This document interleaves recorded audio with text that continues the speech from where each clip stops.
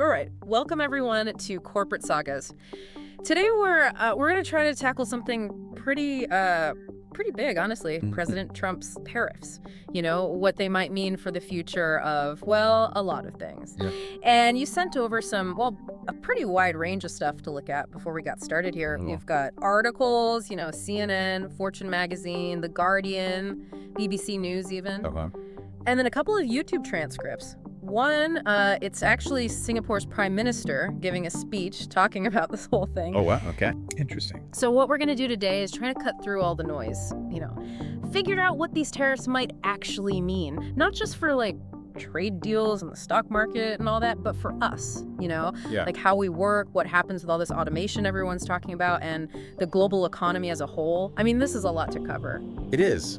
But, I think it's important to start with, just what happened. Right. We had this initial burst of activity. President Trump announces these reciprocal tariffs. Huge sweeping changes, it seemed like. But then, almost immediately, he hits pause for, well, most countries. Yeah, it was like this huge announcement, tariffs everywhere, and then suddenly screech, hold on a second. Exactly. Except, well, there was one big exception to that whole pause thing, right? Right.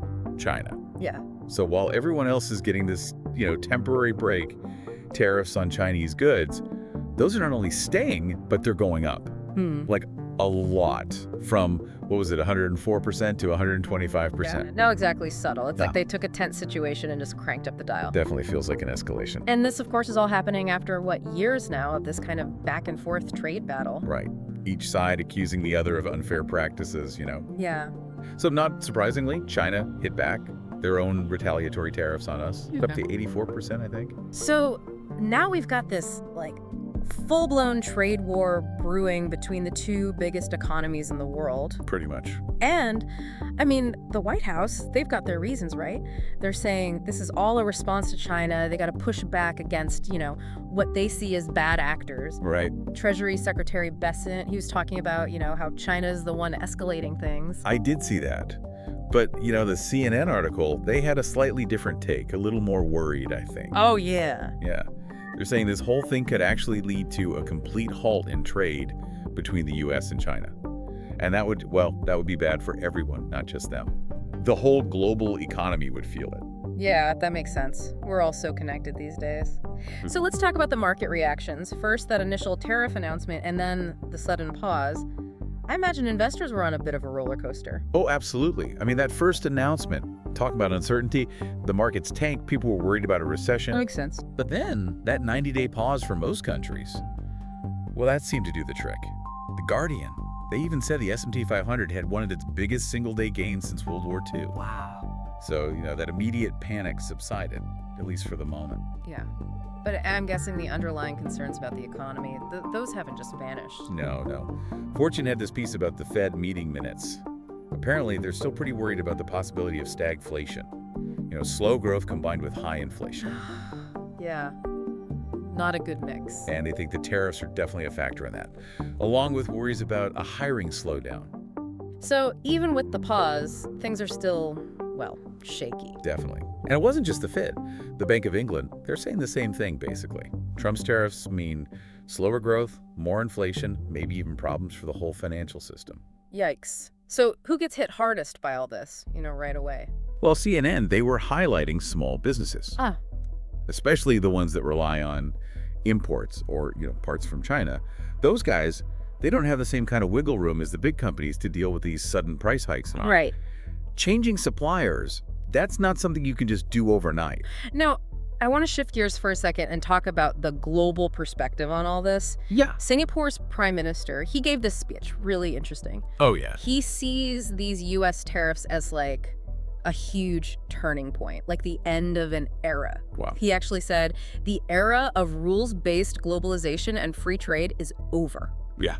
That's a big statement. It is. And he's arguing that the U.S. is basically walking away from the WTO, the World Trade Organization, the whole system that's supposed to keep global trade, fair and organized. Right. And one of the things he's most worried about is this thing called most favored nation status. Right. It's basically this rule that says every WTO member has to treat all the other members equally when it comes to trade. No playing favorites. Right. And his point is that these tariffs, they go against that whole idea. Yeah, it definitely undermines the whole system. And it creates uncertainty, you know? Absolutely. And he's not just worried about, businesses and stuff. He thinks this could lead to the whole global economy fracturing, not along economic lines, but political ones. So instead of, trading based on who's most efficient, we're going to start picking partners based on who we like politically. That's what he's afraid of. That could be a disaster. Yeah. And it all comes back to this uncertainty. Yeah. He thinks it could actually push the U.S. and the whole world into a recession. Now, remember that money and macro video you sent? They have a completely different take on this whole thing. Really? They think all this chaos, the tariffs flying around everywhere, it might actually be intentional. Like, it's the first step in some master plan to completely change the way the global trading system works. They lay out this 3-stage plan. First stage, which they say we're in right now, is what they call tariff chaos.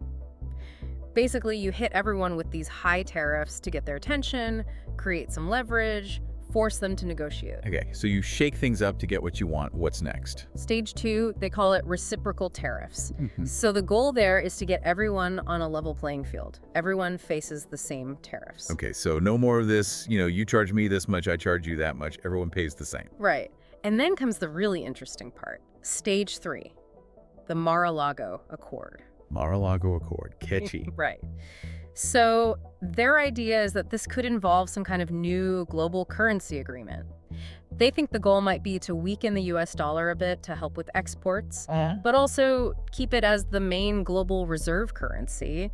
And they're thinking maybe it involve other countries pegging their currencies to the dollar. In exchange for what? Well, that's where those green countries Besant keeps mentioning might come in. You know how he talks about different buckets for countries depending on how much they play ball with us on trade? Right. So the whole point of this MAGA master plan, as they call it, is to bring back American manufacturing. Make America great again, bring jobs back home, all that. Makes sense. And they say Besant sees these tariffs not just as, punishment, but as a way to completely reshape how the global economy works.